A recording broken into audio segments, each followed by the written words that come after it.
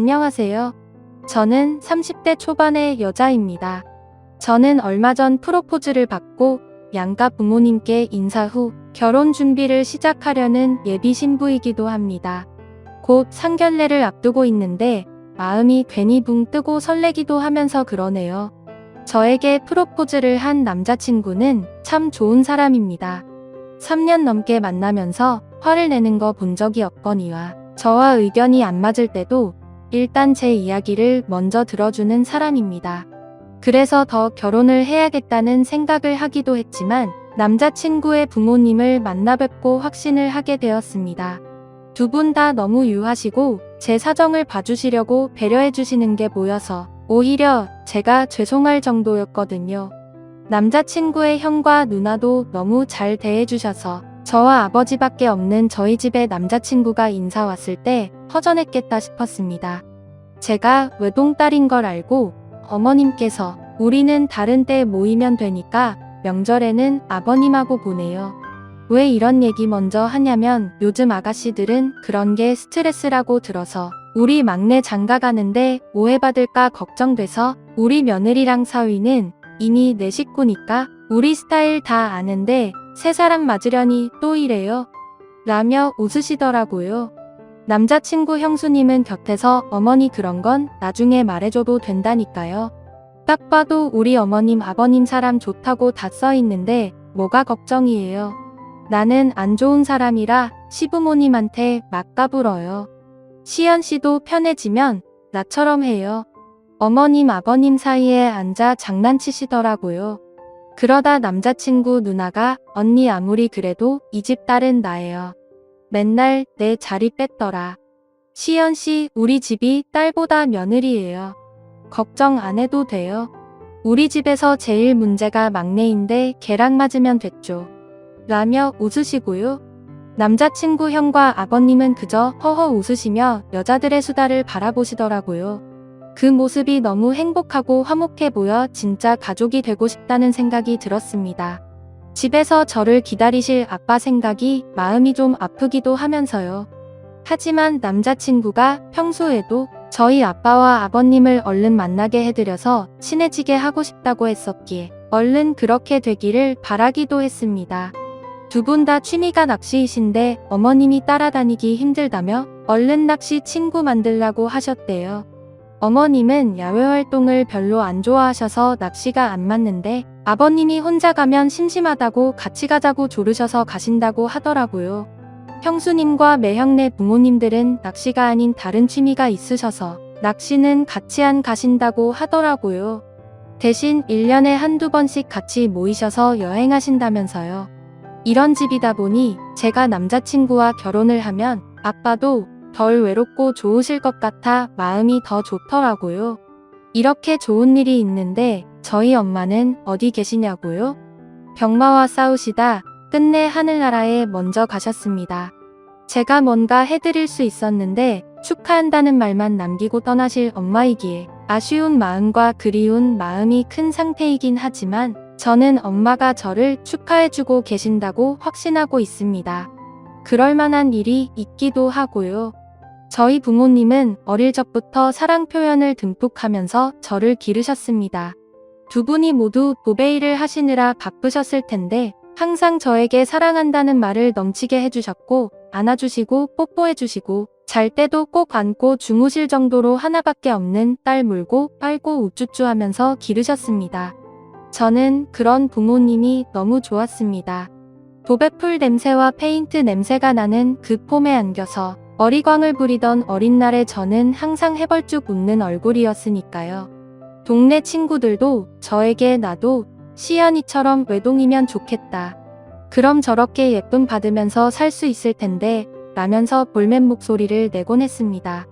학교에 등교할 때도 엄마는 가방이 무거울까 들어주셨고 학교할 때는 아빠가 데리러 오셔서는 업어서 데리고 가시기도 했거든요. 그래서인지 저에게 짓궂게 구는 남자아이들도 오래가지 않아 멈추곤 하더라고요. 그렇다고 저에게만 비싸고 좋은 물건들을 사주시고 그런 건 아니셨습니다. 평범하게 이종사촌 언니 옷을 물려입고 꼭 필요한 옷들만 사서 입었죠. 그래도 나름 학교에서 맵시가 좋다는 소리도 듣기도 했고 제가 입은 옷을 따라 입는 친구들도 있었습니다. 제가 엄마를 닮아 어릴 적부터 키가 크고 살집이 없는 체형이라 그런 탓도 있을 테지만 소위 말하는 옷발이 좋아서인지 태가 나는 타입이었거든요. 엄마는 이렇게 예쁜데 새 옷 입으면 더 예쁠 텐데 미안해. 엄마가 다음엔 꼭 새 옷 사줄게 라고 하시곤 하셨습니다. 하지만 사촌 언니 위로도 여자 형제가 없었고 사촌 언니와 제가 1살밖에 차이가 나지 않았기 때문에 옷은 깔끔했었기에 저는 불만이 없었습니다. 다행인 건지 언니와 제가 체형도 비슷하고 취향도 비슷한 데다 좋아하는 색도 비슷했기에 더 그랬던 것 같습니다. 그래서 엄마 옷이 깨끗하기만 하면 됐지 새 옷이 아예 없는 것도 아니고 하면서 넘기곤 했습니다. 그 덕인지 저는 중고 옷이나 구제 옷들에 크게 거부감이 없이 컸습니다. 지금 종종 중고로 구입해 입기도 하고 있고요. 아빠는 그런 저에게 우리 딸은 쌀 가마니를 걸쳐도 예뻐. 엄마 닮아서 얼마나 다행이냐. 공주님이야 공주님. 이라며 안아 올려주시며 예뻐해 주셨습니다. 엄마는 그런 저와 아빠를 보며 환하게 웃으셨는데 그 얼굴을 보면 저까지 행복해지곤 했습니다. 정말 기쁜 표정이셨거든요. 엄마는 이모와 시골에서 도시로 상경해 두 분이서 공장 기숙사에서 지내셨다고 하더라고요. 그러다 이모님이 소개를 받기로 하시기로 한 자리에서 엄마가 대신 나가게 되셨다고 하더라고요. 그 자리에서 아빠를 처음 만나게 되셨대요. 아빠는 엄마를 보고 첫눈에 반하셨고 죽자 살자 따라다니셨대요. 할아버지가 도배일을 하시면서 아빠와 고모를 키우셨고 아빠는 할아버지를 도우러 따라다니다가 아예 도배일을 물려받아 하시고 계셨다고 하더라고요. 그 점을 이용해 아빠는 엄마에게 굶어 죽지는 않게 해주겠다며 매일 기숙사 앞으로 찾아오셨다고 해요. 그런 아빠를 처음에는 만나주지 않던 엄마는 점점 마음을 여셨고 이모보다 먼저 결혼을 하셨답니다. 외할아버지와 외할머니는 이모가 결혼할 때까지 기다리라고 하셨는데 아빠가 주말마다 내려가서 농사일도 돕고 잔심부름 해가면서 사정을 해 겨우 허락을 받고 먼저 결혼을 하셨다고 하더라고요. 그렇게 결혼을 하면서 엄마는 일을 그만두고 살림을 하셨는데 갑자기 할아버지가 돌아가시면서 아빠 혼자 일을 하시느라 힘들어 하시니까 엄마도 돕는다고 따라가시는 걸 시작으로 두 분이서 같이 하시게 되었다고 하더라고요. 이모는 엄마보다 2해나 늦게 결혼을 하셨는데 뱃속에 사촌 언니가 먼저 생겨 결혼을 하셔서 엄마보다 먼저 엄마가 되셨다고 해요. 엄마와 아빠는 아이를 엄청 기다리셨는데 생기지 않았다고 해요. 그러다 이모가 임신하셨다는 소식에 엄마가 너무 셈이 나서 속이 상할 정도셨는데 그 다음 해에 제가 태어난 거죠. 엄마는 그 이야기를 하시면서 엄마가 생전 너의 이모를 부러워하고 샘낸 적이 없었는데 세상에 아기 가진 게 그렇게 부럽고 샘이 나더라. 온전히 축하를 못했어. 속이 아파서. 그랬는데 너가 생기니까 마음이 괜찮더라고. 라며 웃으셨습니다. 저를 안고 이야기하실 때도 있고 얼굴을 맞잡고 하실 때도 있었는데 그때 올려다보던 엄마의 눈 속에 저를 찾아보는 게 좋았습니다. 저를 감싸는 사랑이 더 크게 느껴지는 것 같았거든요. 그래서 엄마에게 사촌 언니 태어날 때의 이야기를 괜히 묻고는 했습니다. 그럼 엄마는 또 저를 안고 제 눈을 바라보면서 이야기를 해주셨으니까요. 제가 태어나고 엄마와 이모는 사이가 더 좋아지셨는데 이모는 저보다 2살 어린 사촌 남동생을 낳으시면서 이모가 저를 같이 봐주실 때도 많았습니다. 이모부는 엄마와 이모가 같이 다니던 회사에서 만나셨다는데 자세한 내용은 모르고 결혼하시면서 저희 집 근처에 장사를 시작해 이사를 오셨다고 했거든요. 그래서 가까이 살다 보니 저를 이모 댁에 자주 맡기셨습니다. 가면 사촌 언니도 있고 동생도 있으니 심심하지 않아 좋았고 숙제도 같이 하니까 저도 좋았고요. 그런데도 엄마는 제가 학교에서 돌아와 같이 보내지 못하는 시간에 대한 미안함을 크게 가지시거나 하셨습니다. 처음에 학교에 입학할 때도 걱정을 크게 하셨죠. 혹시나 엄마가 일한다고 아이들이 따돌리고 엄마들이 친한 아이들끼리만 놀게 할까봐요. 괜한 걱정이었는데 말이죠. 그런 엄마께 아빠는 당신이 가서 기 좀 죽여주고 와. 그럼 애들도 우리 시연이 함부로 약 보지 못할 거 아냐. 라면서 집 근처 가장 좋은 여성복 매장에 가서 코트를 사주셨습니다. 짙은 녹색의 코트는 엄마와 너무 잘 어울렸고 정말 입학식에 온 엄마들 중 제일 예뻐 보였습니다. 그래서 저는 입학식 내내 기분이 더 좋았습니다. 저렇게 예쁜 사람이 우리 엄마라는 사실이 자랑스럽기도 했으니까요. 그래서 방실방실 잘 웃고 대답도 잘하면서 신이 난 것을 감추지 않았던 것 같습니다. 그렇게 입학식을 끝내고는 예쁜 엄마 손을 잡고 싱글벙글 웃으며 아빠를 만나러 갔습니다. 같이 짜장면을 먹으러 가기로 약속을 해놓은 상태였거든요. 아빠는 갑자기 잡힌 일 때문에 입학식에 못 가시는 대신 짜장면은 같이 먹자고 하셨거든요. 입학식에 다녀오면 다 해놓으신다고요. 하지만 아빠는 일이 많으셨는지 서두르셨는데도 다 못하셨더라고요. 그런 아빠를 본 엄마는 이걸 혼자 다 했어요? 힘들었겠네. 여기만 하면 되죠? 얼른 해요. 내가 도와줄게. 우리 시연이가 엄마 예쁘다고 칭찬을 해줘서 내가 기분이 좋아. 당신이 사준 코트 덕 좀 봐서 내가 인심 쓴다. 라면서 코트를 벗어 저에게 주셨습니다. 잘 안고 있어. 엄마랑 아빠가 얼른 일 끝내고 짜장면 먹으러 가자. 라면서요. 엄마의 당부에 알았다고 씩씩하게 대답을 하면서 받아든 그 예쁜 코트를 저도 입어보고 싶더라고요. 엄마가 입었을 때는 엉덩이 아래까지 덮는 길이었지만 갓 초등학교에 입학한 저에게는 발목까지 오더라고요. 그래도 걸치고 기분 좋게 왔다 갔다 하며 모델처럼 이리저리 걸으며 뽐내듯 다녔습니다. 그러다 코트가 벗겨지며 엉덩이 안쪽에 페인트가 묻었습니다. 엄마 아빠는 일하시느라 그 장면을 못 보셨고 흐릿하게 묻은 페인트는 자세히 보지 않으면 모르겠더라고요. 그래서 저는 은근슬쩍 코트를 다시 입고는 엄마에게 말하지 않았습니다. 처음 입은 코트에 페인트를 묻혔다고 말을 해 엄마의 기분을 해치고 싶지 않았거든요. 그냥 저 혼자 조용히 묻어두면 아무도 모르겠거니 싶었습니다. 일을 마치신 엄마와 아빠를 아무렇지 않게 맞이하고는 짜장면을 먹으러 갔습니다. 얼마나 맛있던지 다음날 사촌 언니와 사촌 동생에게 자랑을 할 정도였습니다. 엄마랑 아빠가 저녁은 이모부가 하시는 치킨집에서 치킨을 사주셨는데 그것도 자랑을 했을 정도였습니다. 지금도 제 기억 속에 초등학교 입학일은 가장 완벽한 날 중에 하루였습니다. 엄마와 아빠가 저를 위해 온전히 하루를 보낸 날들은 모두 행복했지만 유난히 그날은 더 그렇게 느껴졌습니다. 왜인지는 아직도 모르겠어요. 어쩌면 엄마의 표정이 너무 행복해 보여서일 수도 있고 엄마가 유난히 더 예뻤던 날이어서일 수도 있다는 생각을 하지만 엄마는 그 후로 좋은 일이 있을 때마다 그 코트를 입으셨고 그때마다 더 예쁘셨습니다.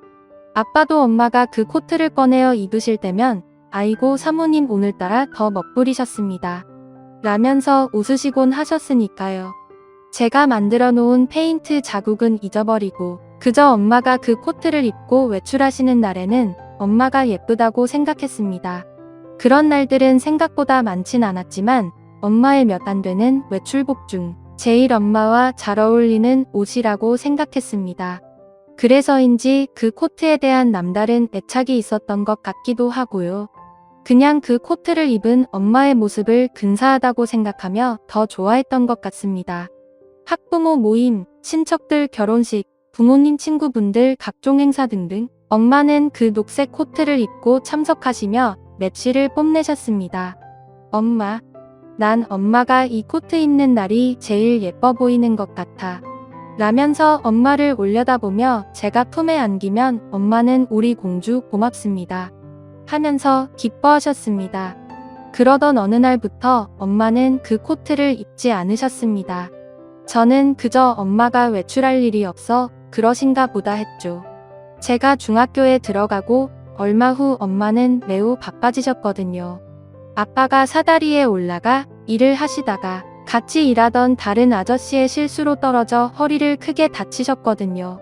여름방학이 얼마 남지 않은 때였는데 학교에 있다가 연락을 받고 병원으로 달려갔을 때 아빠는 머리에도 크게 반창고를 붙이고 계셨고 허리에도 칭칭붕대를 감고 계셨습니다. 제가 병실에 들어가는데도 아빠는 일어나지도 못하시고 고개만 겨우 돌리셨습니다.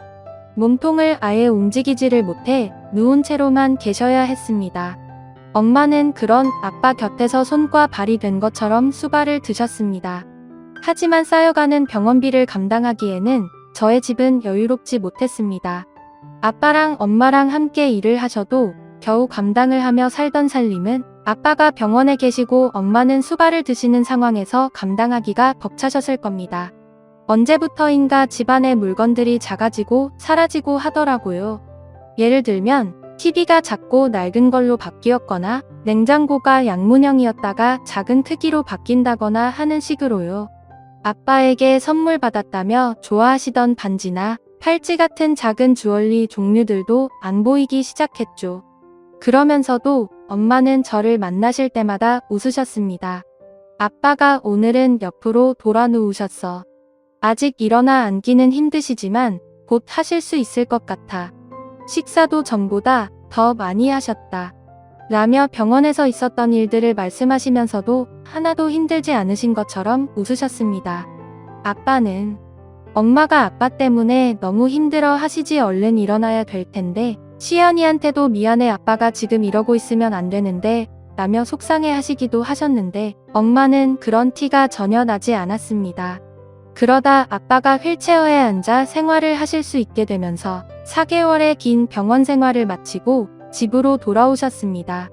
아빠가 퇴원만 하시면 모든 일이 다 해결될 줄 알았지만 엄마의 고단한 일상은 그때부터가 시작이었습니다.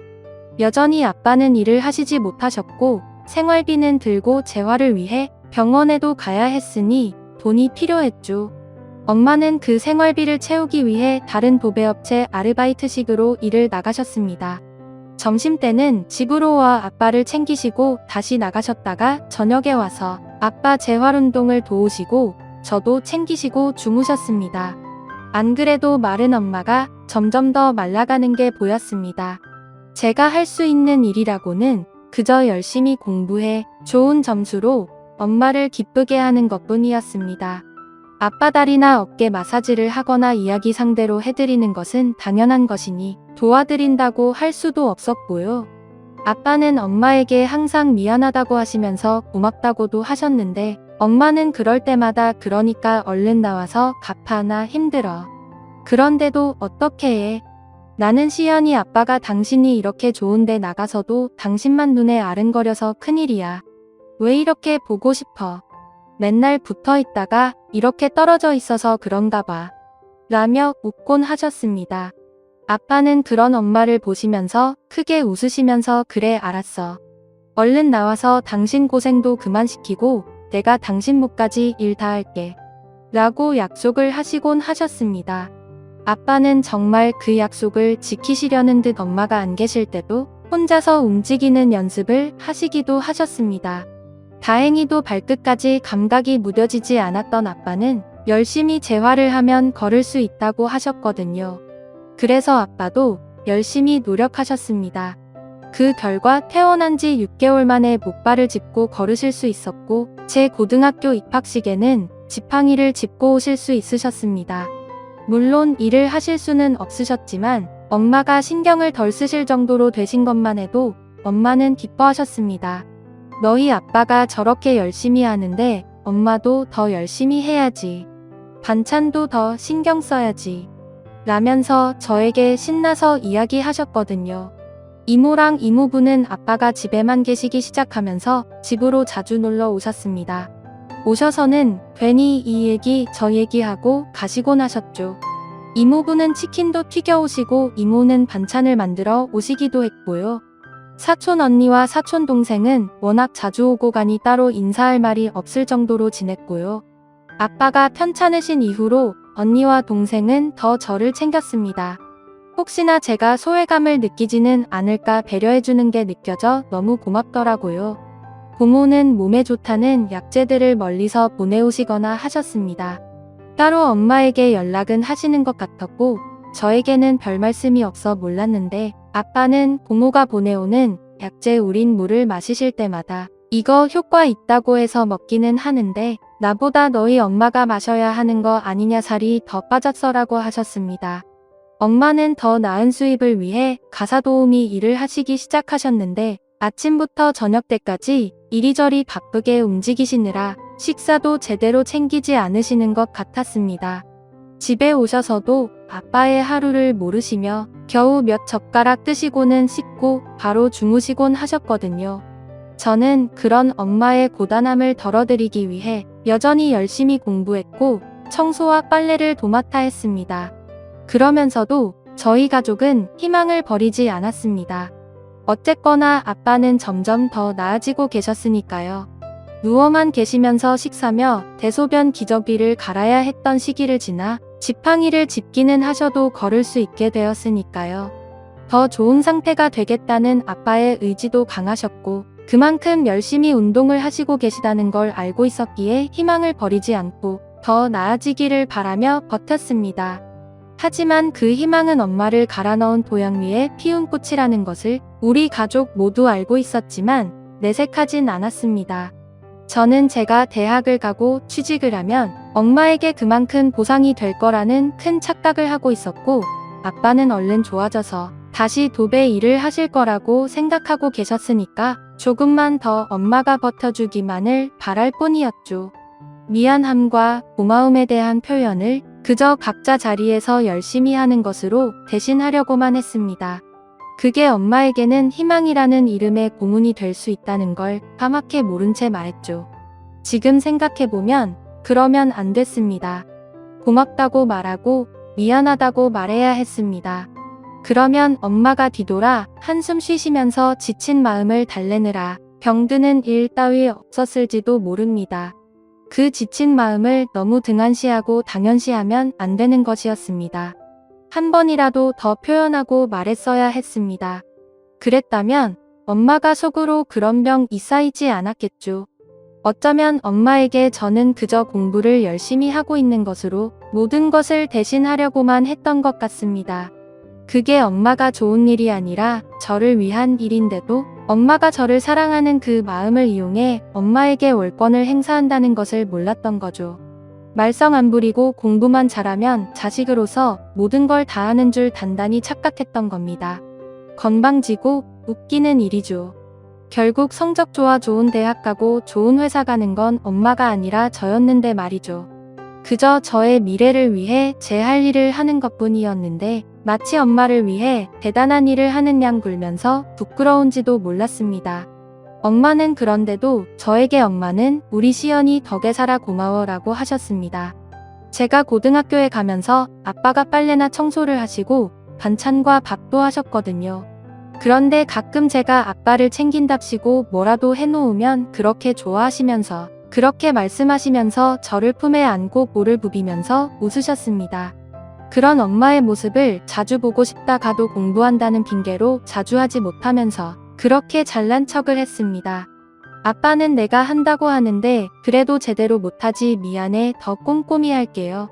라면서 말씀하시거나 하셨는데 그런 아빠를 보며 엄마는 아이고 그런 말씀 마세요. 저는 지금도 너무 감사합니다. 내가 일한답시고 당신이랑 시연 이더 못 챙겨서 미안하지. 엄마가 입학식도 못 가고 엄마가 나빴지. 라며 웃으셨습니다. 그런 엄마에게 대학교 입학식에는 꼭 가야 해 고등학교 졸업식에도 라며 대답했습니다. 그때는 엄마가 환하게 웃으셔서 엄마가 진짜 너무 행복하신 줄 알았는데 지금 돌이켜보면 너무 철딱선이 없는 딸이었기에 부끄럽고 속상합니다. 저는 열심히 한 만큼 집에서 가까운 서울상회권대학에 입학했습니다. 정치 외교학을 전공하며 외교관의 꿈을 꾸기도 했죠. 엄마는 그런 저의 꿈을 지지해 주시면서 엄마는 외국에 한 번도 못 가봤는데 우리 딸은 어디든 다니면서 살아 멋지게 엄마처럼 살지라면서 축하해 주셨습니다. 저는 대학에 가서도 열심히 공부했습니다. 장학금을 받아야 엄마의 부담을 덜어드릴 수 있으니까요. 과외 알바를 하기도 했고 문서 번역 알바도 틈나는 대로 했습니다. 승무원이 꿈이던 사촌 언니는 영어 공부를 위해 어학연수도 다녀오고 했지만 저는 그럴 엄두도 못 냈죠. 그때는 그게 되게 큰 희생인 줄 알았는데 엄마의 희생에 비하면 아무것도 아니었다는 걸 생각도 못했습니다. 그렇게 저는 3학년까지 올라가며 내내 성적 장학금을 받았고 모두들 제가 외교관이 되기 위한 공부를 시작하기 위해 준비를 할 거라고 생각했습니다. 4학년에 올라가면서 저 역시도 그렇게 생각하고 준비를 하기 위해 이런저런 정보들을 모으기도 했고요. 하지만 저는 이내 일반 기업에 취업 준비를 시작할 수밖에 없었습니다. 돈이 필요해졌거든요. 아빠는 여전히 지평해를 짚고 다니셨지만 전보다 더 걷고 움직이시는 것이 부드러워지셨습니다. 아빠는 재활을 꾸준히 하시면서도 더 이상 벌이가 없이 사실 수 없다면서 작은 로또방을 시작하셨습니다. 장애 등급을 인정받으면 차릴 수 있다면서 여기저기 알아보시더라고요. 엄마가 열심히 일해 모은 돈으로 크지는 않지만 작은 로또방을 차리실 수 있게 되어 아빠는 이모부 가게 근처에서 장사를 시작하셨습니다. 엄마는 너무 기뻐하시면서 우리 남편이 이제 돈 버니까 나도 더 열심히 해야겠네라고 하셨습니다. 그러면서 정말 더 열심히 일하셨습니다. 아빠가 아프시면서 지은 빚도 거의 다 갚았다며 너무 좋다고 하셨습니다. 집안의 물건들을 내다 팔고 작은 걸로 바꾸면서도 생활은 빠듯했겠죠. 당연히 아빠 수술비와 재활치료비가 적은 돈이 들어가는 게 아니었을 테니까요. 그래서 어쩔 수 없이 도배 매장도 급하게 내놓고 할아버지가 사시던 집도 팔고 해보셨지만 모자라셨겠죠. 저도 학교에 보내시려면요. 생각해보면 아빠가 병원에 입원해 계실 때도 저는 어렵다는 말을 하긴 했지만 단 한 번도 부족하게 학교에 다녀본 적이 없습니다. 필요한 만큼 교재도 사서 공부했고 학원도 다닐 만큼 다녔고요. 그 모든 걸 엄마가 병간호하면서 어떻게 다 감당하시나요? 당연히 대출도 받고 하셨겠죠. 엄마는 정말 최선을 다하셨죠. 그런데도 엄마는 집에 빚이 있는 걸 마음 아파하시고 미안하셨습니다. 그렇게 아침부터 저녁까지 일만 하시면서 아빠와 저에게는 너무 고맙다. 덕분에 내가 산다. 내가 무슨 복이 있어 이런 남편과 딸을 만나 다른 거 신경 안 쓰고 일만 하는지 모르겠다. 나만 속 편한 것 같아 미안하다. 라며 말씀하시곤 하셨거든요. 사실 모든 건 다 엄마 덕분이었는데 저는 엄마가 그렇게 이야기해 주시는 걸 들으며 으쓱거리기만 했습니다. 철딱서니 없이 잘난 척만 한 거죠. 아니 어쩌면 나밖에 모르는 바보 주제에 잘난 척한 걸 수도 있겠습니다. 저는 그걸 대학교 4학년이 돼서야 알았습니다. 과외 알바를 끝내고 공부를 하기 위해 가면서 커피를 사려고 줄을 섰는데 전화가 울렸습니다. 아빠 덕분요. 원래 제가 집에 도착하기 전까지 문자는 자주 하셔도 전화는 잘 안 하시는데 전화가 와 약간 놀란 상태로 전화를 받긴 했습니다.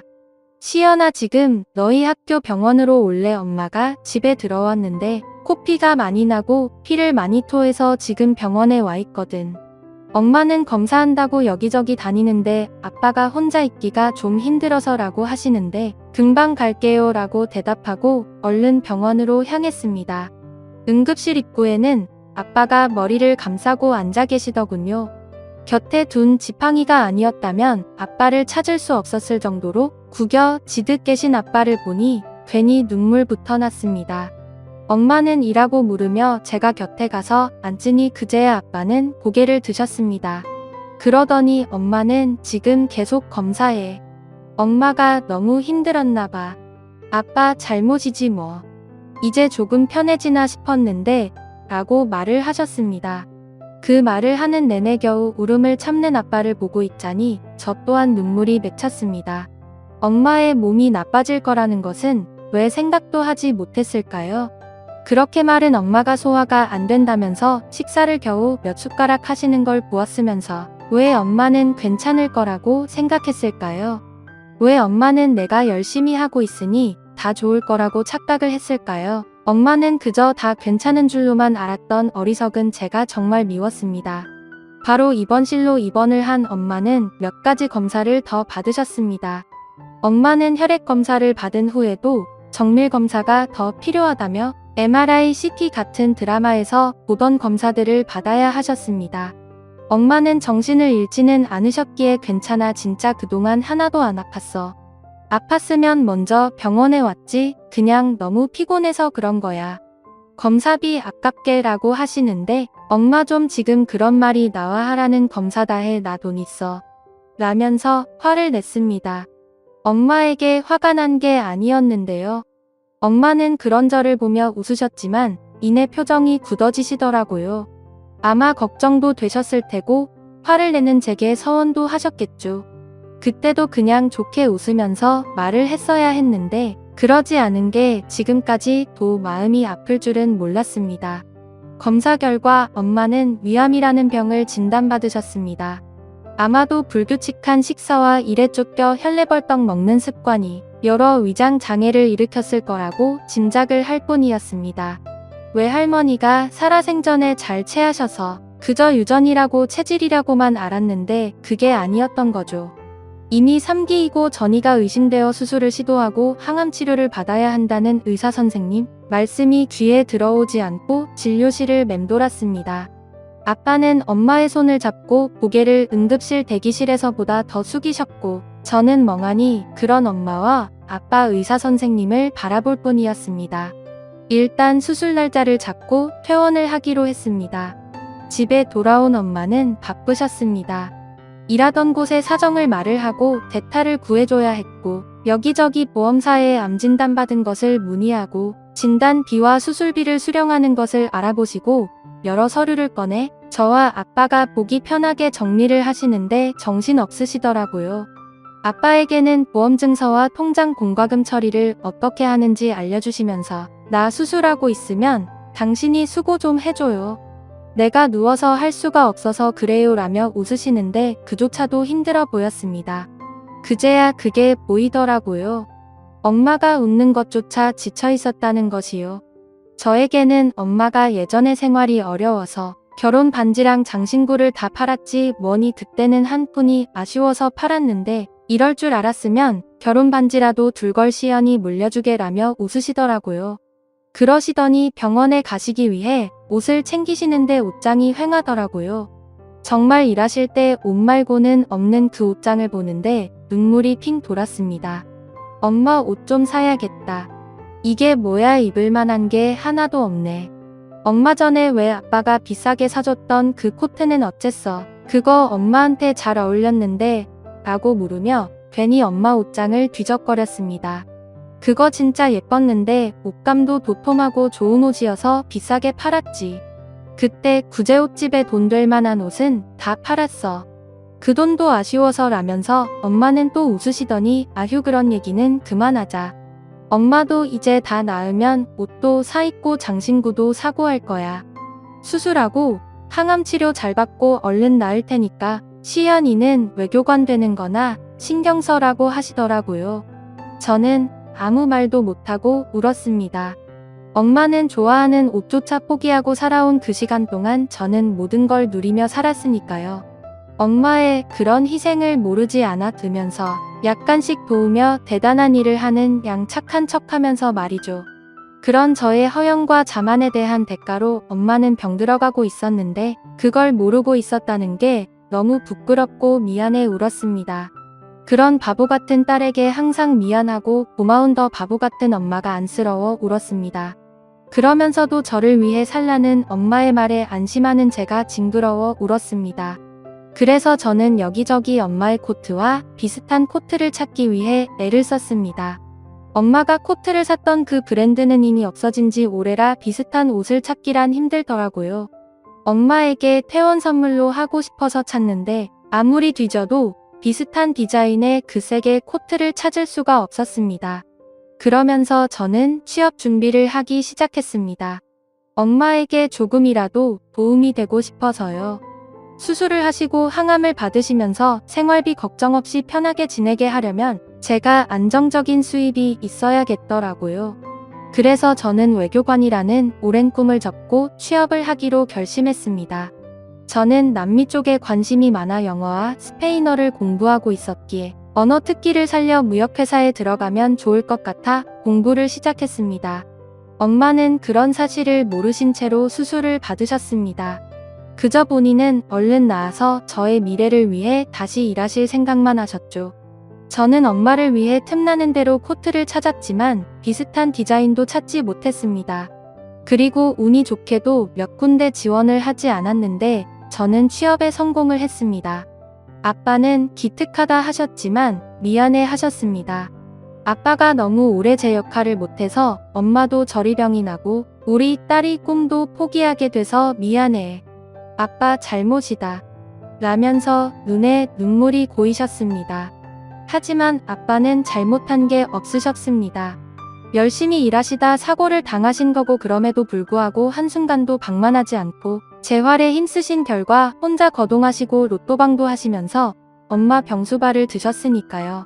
엄마랑 아빠는 본인들의 일상과 삶이 달라졌지만 저는 일상과 삶이 하나도 달라지지 않았는데 저에게 미안하다고 하시는 부모님의 모습에서 눈물이 났습니다. 오히려 저만 더 나은 방향으로 삶이 좋아졌는데도 부모님은 제가 많은 걸 포기했다고 생각하시는 게 너무 죄스럽더라고요. 그래서 아빠, 엄마랑 아빠가 고생해주신 덕분에 내가 이만큼 잘 컸어. 이제 내 덕 좀 봐요. 뭘 잘못했고 뭐가 미안해. 나 하나 키우느라 엄마 아빠 다 골병 들었는데 내가 미안하고 고맙지라고 대답하면서 저도 모르게 주룩주룩 눈물을 흘리고 말았습니다. 아빠는 그런 저를 안고 등을 두드려 주시면서 우리 딸 아니었으면 엄마랑 아빠랑 어떻게 버텼겠니? 그러니까 이번에도 엄마한테 우리 시현이가 힘 좀 많이 줘. 그럼 엄마가 기운나서 얼른 일어날 거야 라고 하시더라고요. 그런 아빠를 껴안고 한참을 울었던 것 같습니다. 사실 엄마의 수술 결과가 좋지 못했거든요. 게다가 암덩어리가 크기도 컸고 주변으로 전이가 되어 수술을 받았지만 완벽히 제거가 되지도 않았고 2차까지 받은 항암치료 결과도 그다지 희망적이지 않았습니다.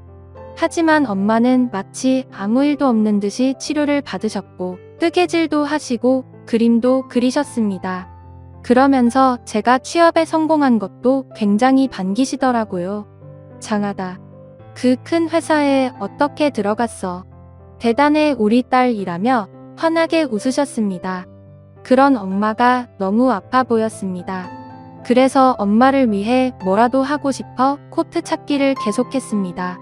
엄마에게 그 코트를 다시 입게 하면 엄마가 처음 그 코트를 입고 제 입학식에서처럼 건강하고 예쁘게 돌아갈 것 같다는 생각도 했고요. 그렇게 열심히 코트를 찾는 걸 본 사촌 언니가 차라리 중고 거래하는 사이트에 그 브랜드 코트 찾는다고 하면서 찾아봐. 그러면 아예 똑같은 모양의 코트를 살 수 있을 수도 있잖아. 중고라도 차라리 그게 안 낫겠어 라고 하더라고요. 듣고 보니 그 말이 맞아 언니의 말대로 그 브랜드를 검색했더니 중고 거래에 많이 올라와 있더라고요. 그래서 이리저리 살피고 있는데 정말 엄마의 코트와 똑같은 코트가 판매되고 있었습니다. 떨리는 마음을 붙잡고 상세 모습을 보려고 사진을 보다가 저는 그만 엉엉 울어버리고 말았습니다. 그 옷이더라고요. 저희 엄마가 입던 옷이요. 엉덩이 안쪽에 묻은 페인트 자국 사진을 찍어 전에 구제 매장에서 구입할 때부터 있었는데 세탁해도 안 지워지더라고요. 있는 데는 아무 이상 없습니다. 라는 설명을 덧붙여 놓았더라고요. 제가 묻혀놓은 그대로였습니다. 엄마에게도 말하지 않았던 비밀스러운 그 자국을 엄마가 정말 몰랐을까 싶을 정도로 여전히 뚜렷이 있더라고요. 바로 그분께 연락을 드려 저에게 꼭 파시라고 부탁을 드렸습니다. 그분은 페인트 자국 때문인지 안 팔려서 가지고 계셨다면서 저에게 파시겠다고 하시더라고요. 그래서 2시간 거리를 가 코트를 샀습니다. 집으로 돌아오면서 바로 세탁소에 맡기고 엄마에게 보여드릴 생각에 콧노래까지 나는데 이모가 이모부 가게에서 뛰어나오다 절 보시고는 시연아 엄마가 하면서 우셨습니다. 이모의 얼굴을 보는데 느낌이 오더라고요. 엄마는 제가 세탁소에 가던 그때 정신을 잃고 쓰러지셨고 몸이 불편한 아빠가 혼자 엄마를 추스르지 못해 이모에게 연락을 하셨다고 하더라고요. 제가 늦는다고 했었거든요. 이모와 집으로 달려가 보니 아빠는 구급차를 부르고 벌벌 떨고 계셨습니다.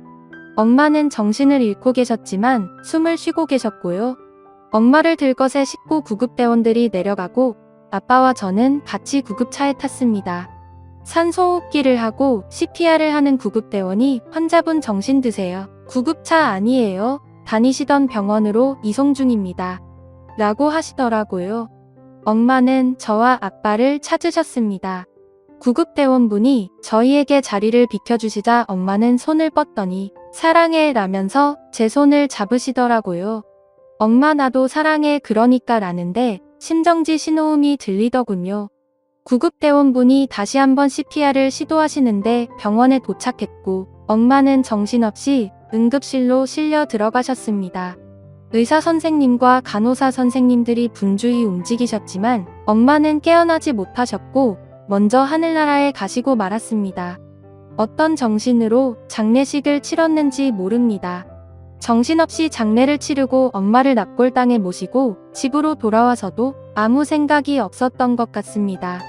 아빠와 저는 2달 정도를 서로 별말 없이 지냈던 것 같습니다.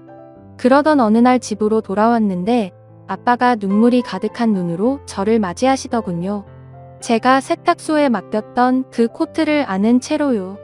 세탁소 사장님이 너가 안 찾아간다고 정신없을 것 같아서 이제야 준다고 하시더라. 엄마가 봤으면 참 좋아했을 텐데 라며 우는 아빠를 끌어안고 저도 정신없이 울었던 것 같습니다.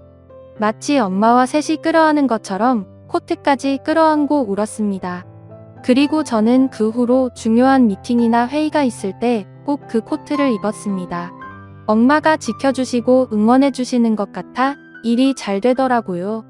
코트를 못 입는 계절엔 엄마가 뜨개실로 떠나오신 컵받침을 가지고 가고요. 남자친구 소개받던 날도 그 코트를 입었습니다.